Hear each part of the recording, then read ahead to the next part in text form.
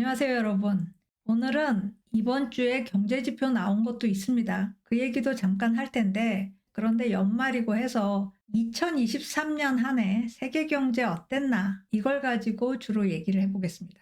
올해는 실질적으로 팬데믹이 사라진 해예요. 그러니까 2020년 초 이후 4년 만에 팬데믹의 경제적 영향력이 소멸됐다. 이게 올해 있었던 일이다. 이 점을 짚어볼 필요가 있을 것 같아요. 자, 팬데믹이 엔데믹으로 바뀌었죠. 전 세계를 강타했던 팬데믹이 지역적인 풍토병, 엔데믹으로 바뀌기도 했지만 이 변화를 가장 극명하게 보여준 것이 주식시장이었습니다. 두 가지 예를 들면요. 여행과 사회적 활동, 모임이죠. 이런 것들이 정상화됐습니다. 반면에 백신 주사는 급감했어요. 자, 이 여행과 사회적 활동을 호텔, 리조트, 크루즈 업종으로 봅니다. 이 세 가지를 모아놓은 여행 ETF도 있는데요. 이 인덱스가 올해만 66% 상승했습니다. 여기고요. 반면에 백신을 만드는 회사들, 대표적으로 두 개 기업, 모더나와 파이자 주가는 46% 하락했습니다. 여기입니다. 자, 그래서 올해 아주 영리하게 투자를 한 사람들, 여행 ETF는 롱 포지션 가져가고 백신에서는 숏 포지션 가져갔다면 올해만 300% 수익을 낼 수 있었습니다. 여기에요. 자, 이런 모습 내년에 또 나타날지 모르겠어요. 올해 한정이겠죠. 그래서 더 기억해둬야 될 것 같은데 이렇게 호텔, 리조트, 크루즈에 오래 투자했다. 이런 투자를 딥밸류 투자라고 합니다. 그냥 가치 투자가 아니라 아주 딥한 가치 투자라는 거죠. 여기서 딥밸류라는 것은 너무 가격이 떨어져서 투자자들이 외면하는 종목입니다. 작년까지도 리조트나 크루즈는 정상적인 영업이 안 됐죠. 그래서 아주 낮은 가격에 주식을 살 수 있었다. 팬데믹이 종료된 해이기 때문에 가능했던 수익이다. 올해의 특징, 이게 하나고요. 자, 2020년 초와 지금을 비교해보면 지표가 굉장히 많이 변했을까? 우리가 이런 생각을 하게 되잖아요. 그런데 놀랍게도 변한 게 별로 없습니다. 당연히 그 기간 안에서는 급변을 했죠. 요동쳤고요. 그런데 이 두 지점, 2020년 초와 2023년 말 이 두 지점을 비교하면 지표가 비슷해요. 미국 같은 경우 GDP, 실업률, 그리고 인플레가 팬데믹 이전 지표와 지금의 지표가 아주 흡사합니다. 자, 2020년 1월 CBO 의회 예상국이 예측한 2023년 4분기 GDP, 지금의 GDP와 동일했고요. 지난 4년간의 평균 경제 성장률도 CBO가 1.8%로 예측을 했습니다. 실제 나타난 경제 성장률 평균과 동일해요. 자, 미국의 이번 분기 실업률 3.9%로 예상되고 있는데 4년 전의 CBO 전망이 4.2%였습니다. 뭐 0.3%포인트 높긴 한데 상당히 비슷하죠. 자, 그렇다면 인플레는 어떨까요? 인플레는 그래도 다르지 않을까? 별로 다르지 않습니다. 이번 분기 소비자 물가지수 평균 2.5% 나올 것으로 예상되는데 4년 전 CBO 예측 2.4%입니다. 거의 같다고 할 수 있는 거죠. 그러면 이번 1년간의 10년물 국채 수익률은 어땠을까요? 이거는 작년 말과 올해 말의 비교입니다. 10년물 국채 수익률 너무 변화무쌍했기 때문에 대답이 빨리 안 나올 수 있어요. 자, 차트를 보면 현재 3.8% 정도 되고요. 1년 전 2022년 12월에 3.8%였습니다. 1년간 10년물 국채 수익률 불변했다. 이렇게 말해도 맞는 말인 거예요. 그 사이에 이렇게 널뛰기를 했는데 여러분, 제가 얼마 전에도 한번 말씀드렸지만 10년물 국채라는 것은 리스크가 없는 투자여야 합니다. 리스크 프리예요. 미국 국채가 그렇다는 거죠. 그런데 왜 이렇게 널뛰기를 했느냐? 어쨌든 지금 기준으로 보면 이 널뛰기 장세가 끝났을 수도 있다. 안정화됐다. 1년 전과 똑같다. 거의 허탈할 정도지만 또 안심도 되죠. 그럼 정말 팬데믹 이전 경제로 회귀했느냐? 이건 또 다른 얘기입니다. 코로나 이전에 비해서 확실히 바뀐 거 하나가 아직까지 금리입니다. 연준의 기준금리 하단 5.25%, 상단 5.5%. 이게 연준이 강제하는 은행 간 초단기 금리이기 때문에 보통은 하단 쪽에서 거래가 됩니다. 그래서 5.3%라고 보면 4년 전 CBO가 전망했던 것보다 3%포인트 더 많습니다. 국채 수익률은 1%포인트 상회하고요. 물론 모기지 금리가 전망 대비 격차가 제일 크겠죠. 자, 그런데 다들 아시다시피 12월 13일 지난주에 연준 의장 제롬 파월이 FOMC 끝나고 내년에는 기준금리 인하할 수 있다, 이런 식으로 얘기를 했습니다. 그러면서 시장에 훈풍을 몰아다 줬는데요. 그렇다면 기준금리 얼마까지 내릴 것이냐? 연준이 그런 얘기는 일절 안 했죠. 내릴 수 있다고만 얘기했습니다. 인하 가능성만 얘기했어요. 그런데 지금 시장에서는 3번 내릴 거다, 4번 내릴 거다. 4번 내리면 1%포인트를 낮추는 겁니다. 그러면 4.3% 정도 되는 거예요. 그런데 그 이후로는 롱테일 전망하고 있습니다. 2029년이 돼야 3%될 거다. 2029년 3%, 코로나 이전 10년, 기준금리 평균이 1.6% 정도 됐어요. 물론 코로나 때는 더 낮았고요. 그럼 코로나 이전 1.6%와 2029년의 3%, 격차가 상당하죠. 올해는 인플레가 제압될 수 있다는 희망을 준 해입니다. 하지만 앞으로의 현실은 길고 힘들 것이다 라는 걸 보여주는 수치입니다. 자, 이번 주 얘기를 잠깐 해보면 금요일에 11월 개인 소비 지출 물가, PCE 물가가 발표됐어요. 굉장히 고무적으로 나왔습니다. 전년 동월 대비 2.6% 상승. 근원은 주유소 휘발유 값이 빠지니까 3%대입니다. 그런데 최근 6개월만 보면 근원 PCE가 연간으로 1.9%밖에 상승 안 했습니다. 정확하게는 1.87%였어요. 차트에서 보여지는 이 진홍색 그래프입니다. 어쨌든 이 정도 둔화세라면 앞으로 물가에 대한 걱정은 좀 덜해도 되겠다, 이런 생각이 듭니다. 자, 올 7월에 차트로 보면 여기입니다. 이때 물가 둔화세가 확연하게 나타났죠. 그런데도 연준은 금리 인상 계속했습니다. 0.25%포인트요. 그 뒤로는 금리 인상 없이 양적 긴축만 하고 있는데 긴축 효과 지속적으로 나타나고 있다. 내년에 이 기조가 급히 반등할 그럴 가능성은 많지 않아 보입니다. 자, 이렇게 올해 한 해 여러 경제 지표들이 안정화됐어요. 하지만 그럼에도 지난 4년이란 이 기간은 이코노미스트들한테는 정말 잔인했습니다. 이코노미스트가 전망을 하기만 하면, 예측을 하기만 하면 빗나갔어요.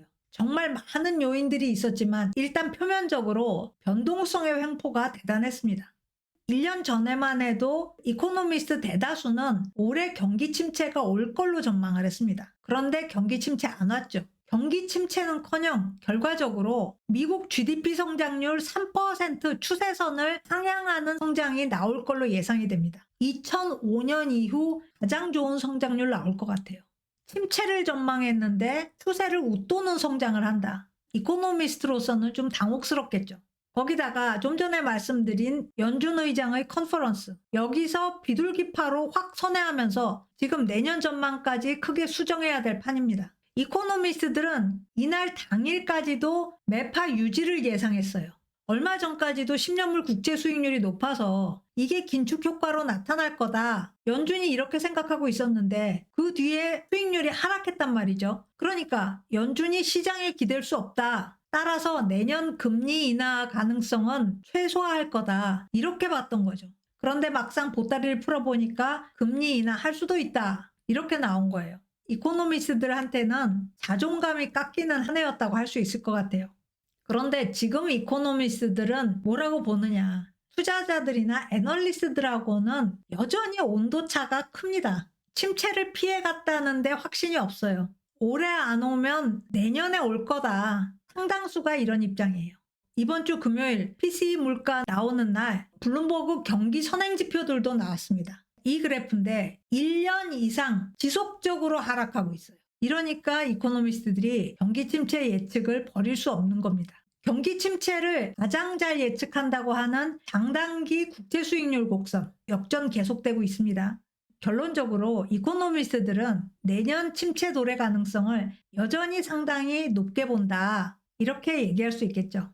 자, 올해 한 해 주식시장에서 기대를 한몸에 받았던 것이 AI 기술입니다. 하지만 관련 종목 주가가 워낙 오르는 바람에 전체 지수를 견인하긴 했는데 이게 다른 종목으로 확산될 거냐, 이건 아직 그렇게 확실하지 않습니다. 두고 봐야 되는 거죠.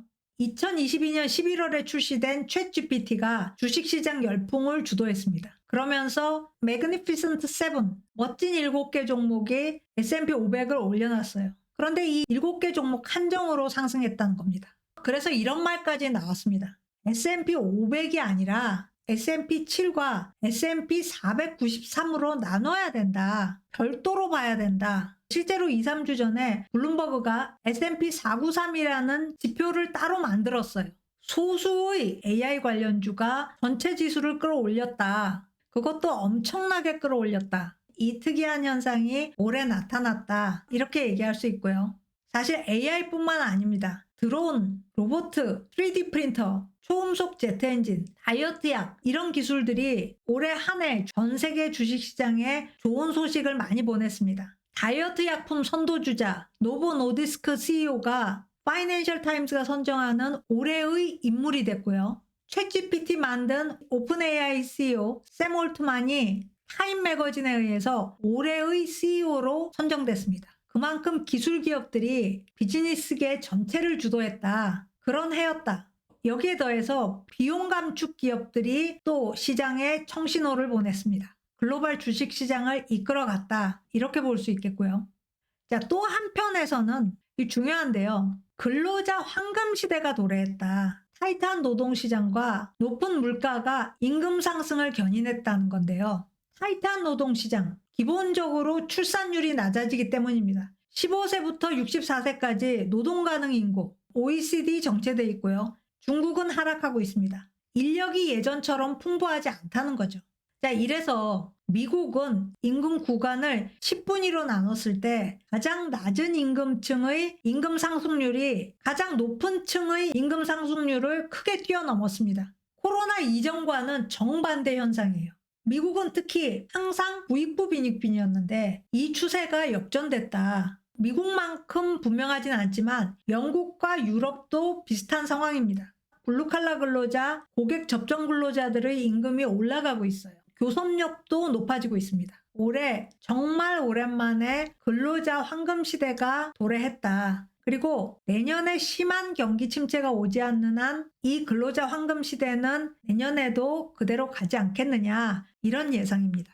자, 올해 있었던 마지막 뉴스입니다. 12월에 나온 뉴스예요. 내년에 효력을 발휘할 것 같습니다. 자, 전 세계의 기후변화 이니셔티브, UN이 주도하는 기후 당사국 회의죠. 이 이니셔티브가 시작된 지 30여 년 만에 드디어 올해 처음으로 화석연료 퇴출을 공식화했습니다. 이렇게 말하면 대단한 변화가 있었던 것 같지만 사실 그 정도는 아니에요. 그런데 방향성은 분명해졌다. 이 정도 의미는 찾을 수 있을 것 같습니다. 자, 무슨 일이 있었냐? 12월 10일에 끝난 COP28 28차 기후당사국 회의에서 전 세계가 화석연료로부터 이행해 나가겠다. Transition away from fossil fuels 라는 것을 공식화했습니다. 198개 국가가 서명을 했어요. 이게 왜 중요하냐? 방금 말씀드린 것처럼 방향성을 분명히 했기 때문에 중요하다는 건데요. COP26 2년 전에 영국 글라스고우에서 개최됐던 회의에서 아마 여러분 기억하실 거예요. 일정이 이틀이나 더 지연이 됐습니다. 마지막까지 합의를 못해서요. 최종 협약 몇 시간 전까지만 해도 석탄을 페이즈 아웃하겠다, 퇴출시키겠다, 이 내용을 집어넣자 이렇게 됐었는데 마지막에 몇몇 나라의 비토가 있었습니다. 기권국들도 있었고요. 그래서 결국은 페이즈 다운, 석탄 감축하는 것으로 합의를 봤죠. 이게 큰 논란이 됐습니다. 지금 어느 때인데 감축으로 끝내려고 하느냐. 이때는 석탄이었고 이번에는 화석연료 전체입니다. 이번 협약이 방향성이 더 명확화됐다라는 것도 있지만 또 하나는 올해 많이 나온 얘기가 그린플레이션 때문에 친환경 기술 확산이 어렵다. 친환경 기술 하다가 인플레 부추긴다. 그렇다면 해법은 기업들로 하여금 어떻게 하면 개발 코스트, 생산 코스트를 낮추게 할까? 이게 관건이 되는 거죠. 국제적 협력이 필수 불가결할 것 같아요.